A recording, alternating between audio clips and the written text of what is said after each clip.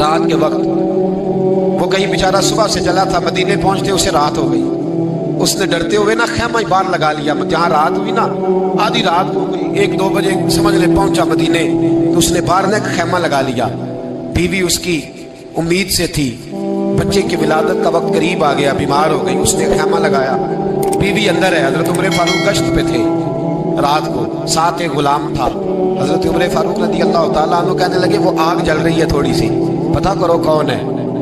تو آپ کا غلام پتہ کرنے گیا تو بدو نے ڈانٹ دیا، کہنے لگے جاؤ تمہیں کیوں بتاؤں. حضرت عمر خود گئے، کہنے لگے مسافر بھائی بتا تو صحیح. کہنے لگا جی چھوڑے، میں آپ کو کیوں بتاؤں، میں کون ہوں، کیسے آیا ہوں. فرمایا خیمے کے اندر سے کراہنے کی آواز آتی، کوئی درد سے چیخ رہا ہے، بتا ہمیں بات کیا ہے.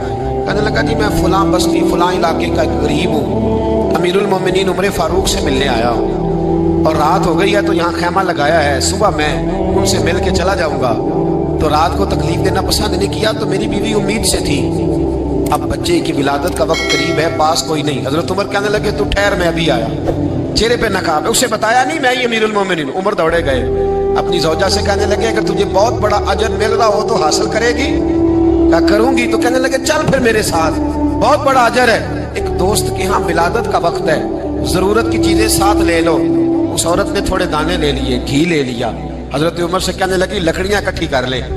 امیر المومنین، کونسلر کی بات نہیں بتا رہا آپ کو، میں آپ کو ایم پی اے کی بات نہیں بتا رہا، اس کی بات بتا رہا ہوں جو 22 لاکھ مربع میل کا حکمران ہے. اس کی بات بتا رہا ہوں جس کے بارے میں میرے مصطفیٰ کریم صلی اللہ تعالیٰ علیہ وآلہ وسلم نے فرمایا میرا عمر تو وہ ہے کہ 950 سال حضرت جبریل بھی اس کی شان بیان کرے تو عظمت ختم نہیں ہوتی. اتنا بڑا شخص. حضرت عمر نے لکڑیاں اکٹھی کی، اینٹوں کا روڑے لے کے چولہا بنایا، پہنچ گئے. آپ کی زوجہ کہنے لگی یہ تھوڑے دانے ڈالنے، گھی ڈالنے اور ایک لکڑی لے کے اس کو ہلائیں، تیار کریں. خود زوجہ اندر چلی گئی، حضرت عمر باہر پکانے لگے. وہ بدو کہتا ہے میں اس طرح کا ان کے ساتھ بہیو کرنے لگا جیسے وہ کسی چوکیدار کے ساتھ نہیں کرتا. میں نے سمجھا یہ عمر نے چوکیدار رکھے آنے جانے والے مہمانوں کا.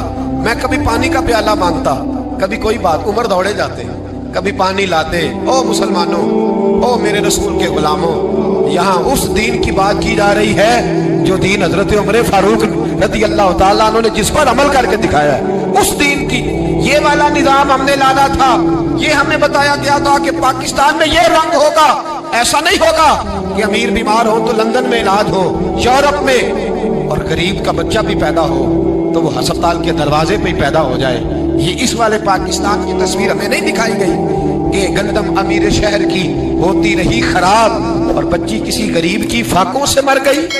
لیکن یاد رکھو، بس میری زبان پہ آیا ہے آج مجھے کہہ لینے دو، امیر شہر سے لیں گے حساب پائی پائی کا. بس مجھے کہنے دو، ارادہ کرنے دو، امیر شہر سے لیں گے حساب پائی پائی کا. بس غریب شہر کے بچے تو جوان ہونے دو، ذرا ہمارے بچوں کو بڑا ہو لینے دو، ذرا انہیں اپنے دین کو سمجھ لینے دو، ہم ہمیں پوچھیں گے. اور اگر یہاں غریب نہ پوچھ سکے تو میرے نبی پاک نے فرمایا قیامت والے دن غریب ہی طاقتور ہوں گے. وہ دن ہوگا ہی غریبوں کا، یہ تمہیں پوچھیں گے. تمہیں ہوٹل میں نا ایک بابا جی برتن مانجتے تھے، بوڑھے آدمی تھے، 70 سال کے قریب عمر تھی. ان کا ایک بیٹا تھا، ایک بہو تھی، ایک پوتا تھا، لیکن وہ بیچارے بیٹا بیمار رہتا تھا تو لہٰذا وہ خود مزدوری کرتے. کہتے ایک دن وہ بابا جی میرے پاس آئے، کہنے لگے میم صاحبہ 2-4 دن کی چھٹی چاہیے. تو میں نے کہا خیریت ہے؟ کہنے لگے میڈم میرا بیٹا فوت ہو گیا. بیٹا، آپ کو پتہ ہے باپ کا جنازہ پڑھنا آسان ہے، بیٹے کا جنازہ اٹھانا بڑا مشکل کام. کہتی ہے میں کچھ لکھ رہی تھی، میرے ہاتھ سے قلم گر گیا. میں نے خود گاڑی بھیجی، بابا جی گاؤں چلے گئے جہاں وہ رہتے تھے. کہتی 2-3 دن کے بعد میں اور میرا شوہر گئے تو رستے میں ہم باتیں کر رہے تھے کہ کیا تعزیت کریں گے. ایک ہی بیٹا تھا، کوئی رشتہ دار بھی نہیں، تو اس کی تو کائنات اجڑ گئی، کن لفظوں سے اسے تعزیت کیا کہیں گے. کہتے جب ہم گئے تو وہ ٹوٹی ہوئی چٹائی پہ بیٹھا تھا، کچھ لوگ قریب تھے. ہم نے جا کے کہا بابا آپ مسلمان ہیں، ہم آپ کو کیا نصیحت کریں، ایک ہی بیٹا تھا، کہ کس طرح کر کے ہم آپ کو تسلی دیں. تو کہتے اس نے آنکھیں کھولی، بوڑھی آنکھوں میں ایمان کی روشنی. کہنے لگا بی بی کیا تعزیت کی بات کرتی ہو، میں نے کوئی پیسے جمع کرا کے بیٹا لیا تھا، خدا نے فضل سے دیا تھا، عدل سے لے گیا ہے، میں اپنے رب کے فیصلے میں بڑا راضی ہوں. اللہ اکبر. وہ خاتون کہتی ہے کہ وہ بابا جی سے میں نے کہا کہ چلو آپ 1 مہینے کی چھٹی کر لے. تو کہنے لگا نہیں میڈم میں مسلمان ہوں، مفت کی روٹی نہیں کھاتا. मजदूरी करके खाता हूँ, मैं इंशाल्लाह 2-3 दिन के बाद काम पे आ जाऊंगा। कहते हैं वो चंद दिनों के बाद आ गया। अल्लाह की कुदरत के अभी 2-3 माह गुजरे थे, फिर आया। मैडम छुट्टी चाहिए कुछ दिनों की। मैंने कहा खैरियत है? कहने लगे वो मेरी बहू भी हार्ट अटैक से फौत हो गई। कहते अब मैं भी तड़प गई और ईसाई हो के मेरी आंखों में आंसू आ गए। मैंने कहा घर का दरवाजा बंद हो गया, अब ये बेचारा क्या करेगा? वो अपने शौहर के गम में हार्ट अटैक से फौत हो गई। कहते हम फिर 2-3 दिन के बाद ताज़ियत के लिए गए।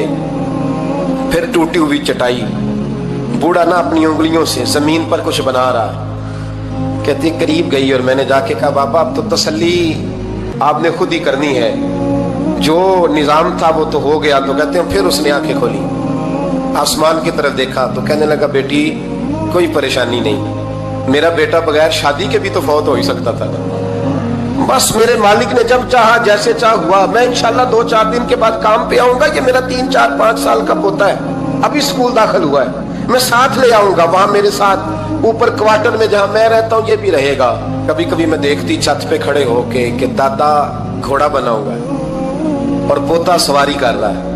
वो सवेरे उठता, उसको स्कूल छोड़ के आता, शाम को लेके आता, प्यार करता, मोहब्बत करता। तीसरी मंजिल पर हमने क्वार्टर दिया हुआ था, वहां दादा पोता रहते। अल्लाह तू बड़ा बेनियाज है। कहती है इकबाल एक दिन ना पोता ऊपर वाली मंजिल पे खेल रहा था, उसका पैर फिसला, वो गर्दन के बल जमीन पे गिरा। मुझे खबर हुई तो मैं दौड़ी, एम्बुलेंस मंगाई।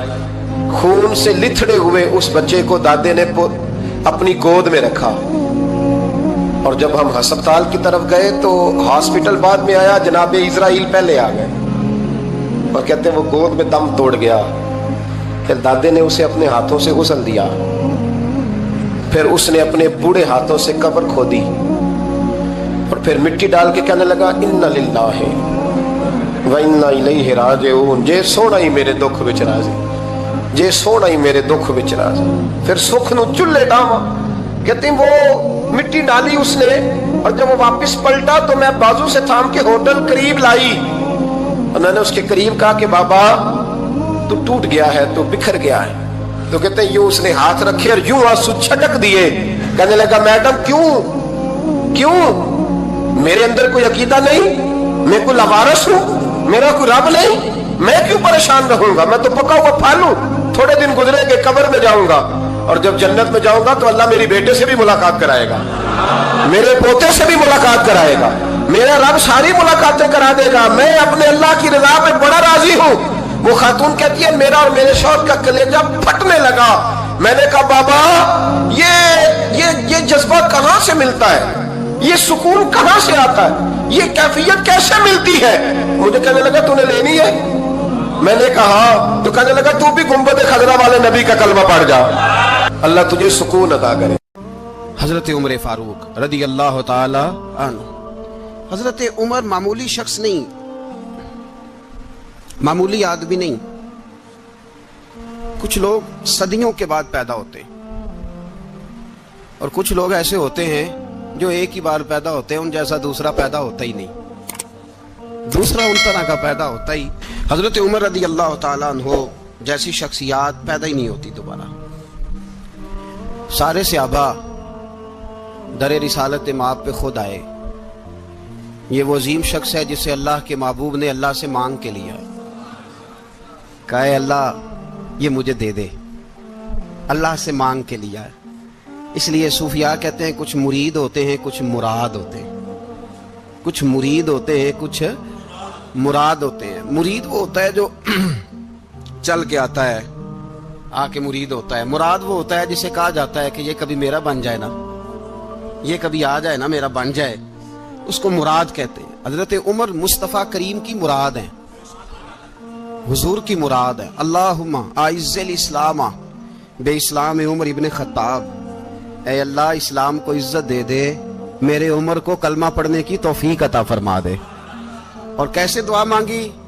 और यार हजरत उमर की तो इस फजीलत का कोई जवाब नहीं दे सकता मेरे रसूल पाक अलैहिस्सलाम। सबके लिए ही दुआ मांगते हैं ना, हुजूर की दुआ आम है, लेकिन मुस्तफ़ा करीम ने काबे का गुलाफ थाम लिया और गुलाफ काबा को हुजूर ने सीने से लिपटाया और सीने से चिमटा के कहा अल्लाह میں نے تو کبھی سوال ہی زیادہ نہیں کیے، میں کرنے آیا ہوں مجھے عمر دے دے، عمر دے دے۔ حضور نے مانگ کے لیا، اور پھر جب جس کو حضور مانگے اللہ سے، کہ حضرت عمر رضی اللہ تعالیٰ عنہ کا آج یوم شہادت ہے، میرا تو دل کرتا تھا کہ فجر سے باتیں شروع ہوں اور سارا دن ہی عمر کی باتیں ہوتی رہیں، سارا دن جناب عمر کی باتیں، سارا دن، اس لیے کہ ذکر جناب عمر کا ہوگا پر راضی اللہ کے رسول ہوں گے صلی اللہ ہو، تو جاگ کے بیٹھے، خوش ہو کے بیٹھے۔ ہمارے ہاں منایا ہی نہیں جاتا، بابے اللہ کیتا ساؤن بھادروں اسو کتا تے منڈے جنوری فروری، تو اسلامی سال بھی گیا اور وہ تاریخیں بھی ساری گئیں۔ یکم محرم امت مسلمہ کے لیے بہت بڑا دن ہے، بہت بڑا دن، یہ شہادت ہے حضرت عمر فاروق کی رضی اللہ تعالی عنہ۔ یہاں چھوٹی چھوٹی باتوں پہ گورنمنٹ چھٹی کرتی پھرتی ہے، چھوٹی چھوٹی باتوں، الیکشن ہو گیا تو چھٹی، فلاں جگہ پہ تھوڑا سا کسی نے خبر دے دی کہ کوئی پریشانی ہے تو چھٹی، فلاں جگہ یہ ہو گیا تو چھٹی، یہاں تک کہ فلاں وزیر صاحب فلاں علاقے میں آئیں گے تو سارے علاقے کو چھٹی۔ اور اب تو اس سے بڑا حال ہونے لگا ہے، اگر جن لوگوں کی سندھ میں حکومت ہے ان کے لیڈر کا دن آیا تو اس دن چھٹی، اور جن کی پنجاب میں حکومت ہے ان کا دن آیا تو چھٹی۔ ہمارا مطالبہ ہے حکومت پاکستان سے، اگر سر اٹھا کے جینا چاہتے ہو تو یکم محرم کو چھٹی کیا کرو، اگر سر اٹھا کے جینا چاہتے ہو تو یکم محرم کو چھٹی کرو جناب عمر کے دن، اور ملت کے جوانوں کو بتاؤ کہ اگر عزت کی زندگی جینا چاہتے ہو تو اس طرح جیو جس طرح فاروق اعظم جی کے گئے ہیں، عزت اور وقار کی زندگی۔ جمہوریت حضرت عمر سے سیکھنی پڑے گی، حکومت کرنے کے طریقے حضرت عمر سے، رعایا کو سیکھنا پڑے گا کہ امیر کس طرح بنایا جاتا ہے اور امیر کس طرح کے ہوتے ہیں۔ یہاں لوگ ہمیں یورپ کی مثالیں دیتے ہیں، لوگ یہاں ہمیں آ کر کے امریکہ کی مثالیں، انہیں کیا پتا حکومت کیا ہوتی ہے، وہ کہتے ہیں جی وہ سائیکل پہ جاتا ہے ان کا حکمران۔ میں نے کہا وہ سائیکل پہ جاتا ہے؟ میرے عمر فاروق مدینے سے مکے گئے تھے تو پیدل ہی حج کرنے چلے گئے،